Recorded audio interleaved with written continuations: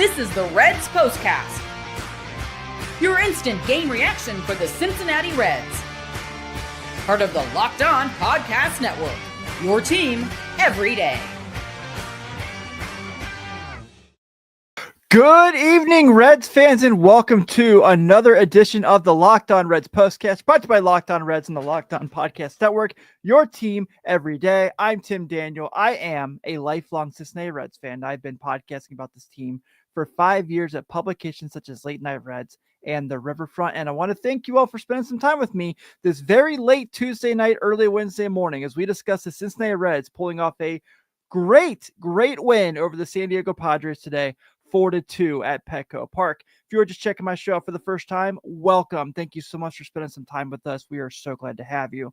Please be sure to hit that notification button here on YouTube. You'll not be able to get my show for the rest of the Red season, which is like, gosh, man, it's coming real quick.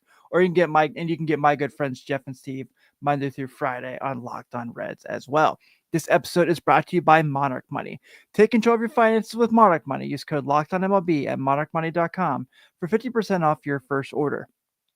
On tonight's show, rally killers, baby.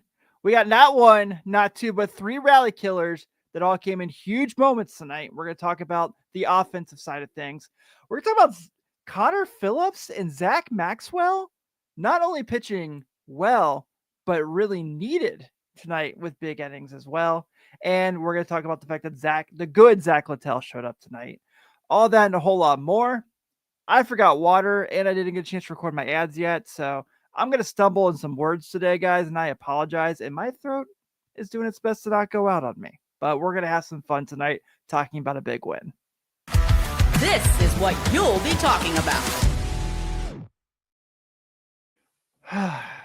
You know, I'm not the smartest guy in the world, but if I understand things correctly, like I do with baseball, hitting home runs is better than not hitting home runs.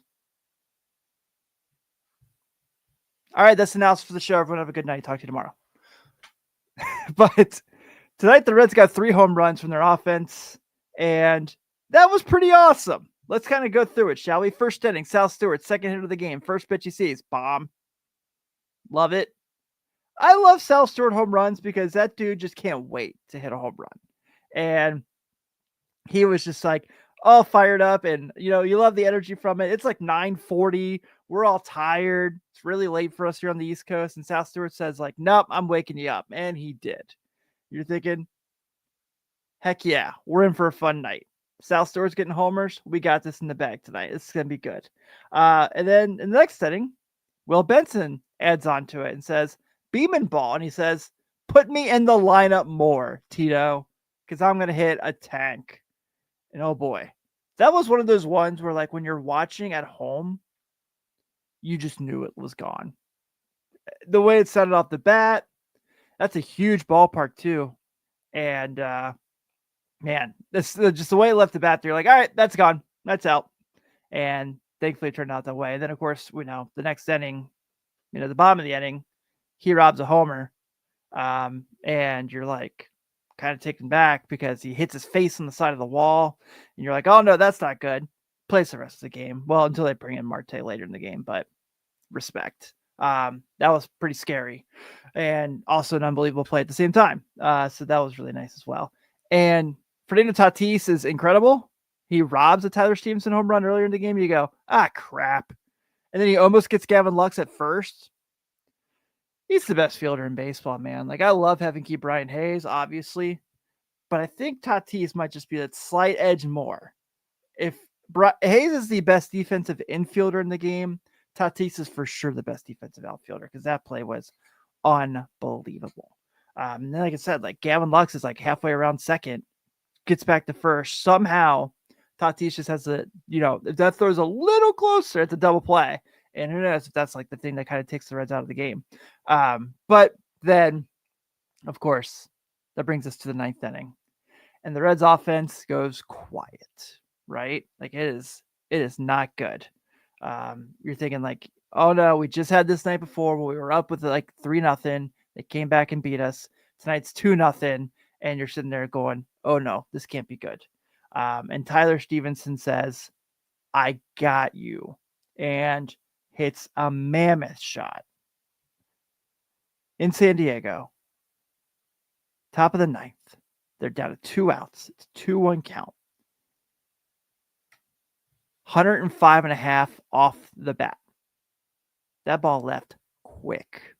Puts the Reds up, and obviously they don't look back from there. But obviously much needed, right? I mean, everyone counts. The Mets lose tonight. You're thinking like, it gets you just that little glimmer of hope. That little glimmer of hope that keeps you going, right? That little bit that you're thinking like they just keep bringing you back in. So with the win now, they're 3 back of the Mets. The Giants obviously still a game ahead of them. But, they're in it. And I know Arizona and St. Louis are there as well, but I don't think I really am confident in those teams as much as I am in the other group that I just mentioned between the Giants, the Reds, and the Mets. But for that to kind of be there and just kind of keep alive and gain some ground tonight. Yeah, Josh, I know. Josh says right here, no, Tim, don't let me hope. Kyle is in the chat. He's a good buddy of mine. And he said, he sent me the Avengers Endgame Hawkeye, but he goes, don't do that. Don't give me hope gif. That's one of my favorites. And of course, they give us hope. Carter says here, I can't be the only one not worried about the Giants. I think they'll fall off again. I haven't looked at their schedule, to be honest with you. I probably should do that to match up and just see. But, obviously these games in Sacramento are going to mean a lot. This game tomorrow probably still means a lot. It's a really good pitching matchup for both teams. But, obviously tonight's a huge win. And the way that they bounce back.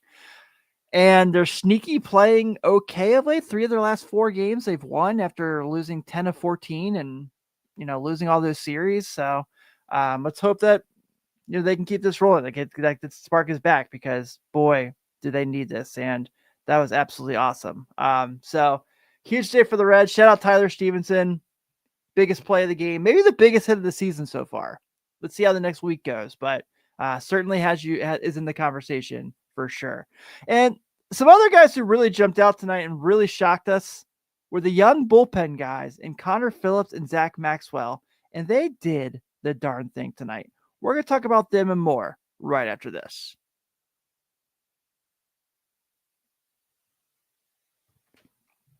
There's nothing like catching a baseball game live. The energy, the crowd, the chance to see your team in person, but actually getting tickets, that's the tough part. Queues, login screens, surprise fees. It takes all the fun out of it. That's why I use Gametime, the app that gives you the advantage back to fans. Gametime is fast, easy, and backed by the Gametime guarantee. You'll always get 100% authentic tickets delivered to you on time and at the best price. Plus, all fees are included, so the price you see is the price you pay.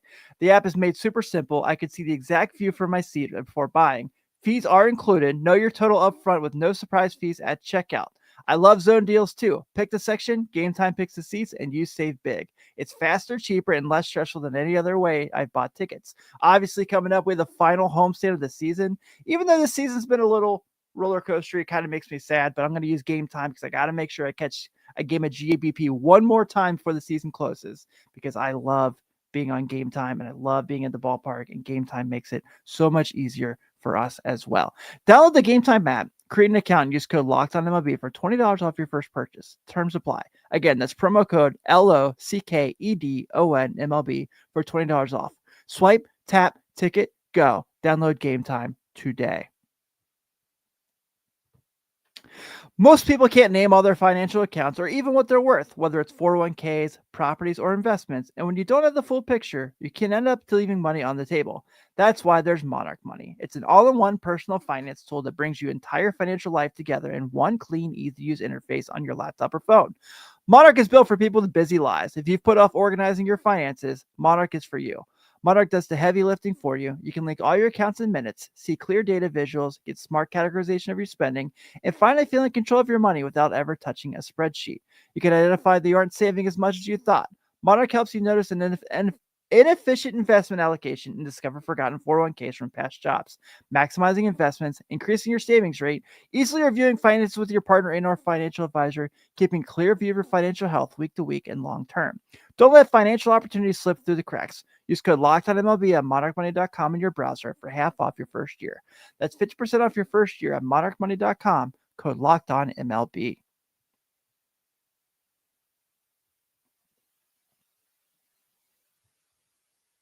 Want to go ahead and give a big shout out to our everydayers here on the postcast as we are here discussing a big Reds win tonight over the San Diego Padres. If you're just checking my show for the first time this late in the year, thanks for hanging out. We're so lucky to have you.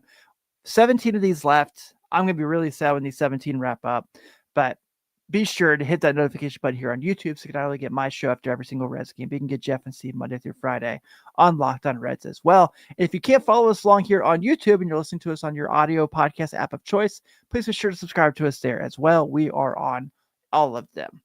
Tyler Stephenson's home run, I feel like, is the most self-explanatory turning point of the season so far. Time to reveal where the game was won or lost. It's the turning point. But to get to Tyler Stephenson's home run, we had to get to Connor Phillips and Big Sugar, Zach Maxwell.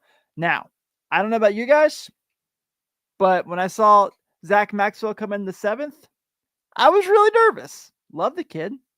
Excited about him. Fun guy to root for. But pretty scary time to have him in a game. You need this win. It's a 2-2 game. Padres just took the lead.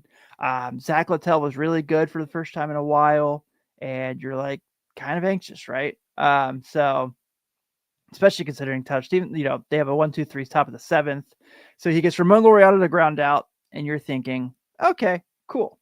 Then Jackson Merrill has the double, and you're like, oh no, that can't be good. But then Luis Arias pinch hits and he strikes him out. I mean, Luis Arias is like one of the best contact hitters in baseball. For a long time, was the best contact hitter in baseball. I haven't seen the numbers to see if he still is or not. I apologize for not having that information up to date just yet. And then he gets Jake Cronenworth to fly out, and you're thinking like, oh wow, heck yeah, what an ending for Zach Maxwell. And then you see Connor Phillips come in, and you're like, oh man, is this going to be another one of those Tito games where we're really pissed off because of how he managed the bullpen? And he strikes out Will Wagner. He does walk Tatis, which, I mean, no one can be too mad about that. Strikes out Ryan O'Hearn, even though Tatis steals second. And then he gets Manny Machado to fly out. So you're like looking at those two guys, maybe getting the hardest 6 outs of the game. Actually, I'm going to scratch that. They were the hardest 6 outs of the game. And it's 2 young dudes trying to prove themselves as this team tries to figure out who's going to be here next year. And they go combine 2 innings with 3 strikeouts, 1 walk, and 1 hit before Emilio Pagán, of course, comes in the 9th and just has a 1-2-3.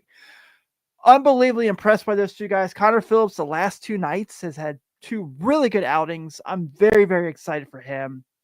Maybe this is a spot for him. Maybe this is a spot where as the Reds move forward, if you're Graham Ashcraft and those guys, you're watching what Connor Phillips does. And again, I know I'm overreacting to a small sample size, but dang it, the Reds need a big night for sure for their bullpen. And these 2 guys helped lead the way. So I'm very happy for that. But, Connor Phillips trying to be a part of this team next year too. And outings like this certainly help. So very impressed with that. Hope he can keep it going as well. And this one, there's a lot of guys we can give this to tonight. This is one of those everyone contributed wins. So let's get to our Locked On Player of the Game. This is the Locked On Player of the Game. I think I'm going to give it to both bullpen guys. I can't pick one over the other. I think each 3 outs were just as important as the other 3s. So I think I'm going to do a tie of Connor Phillips and Zach Maxwell, though Tyler Stephenson does have a case, obviously. Sal Stewart obviously has a case. Will Benson has a case. And this guy has a case. We got good Zach Littell tonight. It's the every other thing, right? If he has a bad outing, he does a really good one the next game. If he has a bad outing after that, he has a really good outing the next game. And tonight, he was really good. Obviously, the first thing a lot of people are going to point to, no homers tonight. The other thing people are going to say, because there's negative Nancy's in the universe, is, well, it was in San Diego and it's a big ballpark. That didn't stop the Reds from hitting homers in that ballpark. Now did it? So Zach Littell tonight keeps the ball in the ballpark. Awesome. Only 1 walk. Awesome. Only 2 hits. Awesome. 4 strikeouts. Awesome. Much needed outing for him. And I think not just for the Reds, but for him personally, right? I mean, even though it's the fact, the Reds go and trade for him, he's a free agent at the end of the year. He needs big outings. He needs to be good. And he's coming off that Toronto game where he really struggled, really went 4 1/3, gave up 5 runs. And he goes out there tonight and delivers against a team ahead of them in the standings for the wild card spot. A team that they're trying to chase down. They're not going to get anywhere close. Then the Padres are like 6 up on them. So that's not what I'm saying there, but it's still a team holding the number 1 spot in the wild card right now. So shout out for Zach Littell. Go out there and give the Reds that inning. Give them that outing as well. And obviously handing the ball over to the bullpen, and the bullpen shuts it down. So huge win all around for the Redlegs. Very excited about this one. Staying alive above 500 again, and now just 3 games behind the Mets. So again, I saw Lonnie said it earlier in the words of John Rambo, it ain't over till it's over. Nothing is over. Nothing is what I meant to say. I got all my, it's late, people. Come on now. I am exhausted. But the Redlegs are victors tonight over the San Diego Padres, 4-2. The Reds have 4 runs on 5 hits and no errors. The Padres have 2 runs on 3 hits and 1 error. Your winning pitcher tonight is Connor Phillips, who picks up his 2nd win of the year. Robert Suarez is now your losing pitcher. He is now 4-6, and Emilio Pagán gets his 27th save of this season. And now we head to Wednesday, and the Reds are going to take a series, and this is going to be a really good matchup tomorrow. Actually, technically, yeah, tonight. It's 12:30 the next day on Wednesday. Andrew Abbott on the hill for the Reds. He is 8-6 with a 2.88 ERA. He is looking to find that groove again. And he's going against Nick Pivetta. Nick Pivetta is 13-5 with a 2.85 ERA. First pitch will be at 8:40, so I think we'll be on rationally, barring any insane extra innings. We should be on before the break of the new day on Thursday. But either way, I'll be here shortly after the game. Everyone, thanks so much for staying up tonight and hanging out with me. I'm Tim Daniel. Be sure to stay tuned in for Jeff and Steve if you're just following along on the audio side of things. Have a great rest of your night. Go Redlegs. Let's take this series tomorrow, shall we?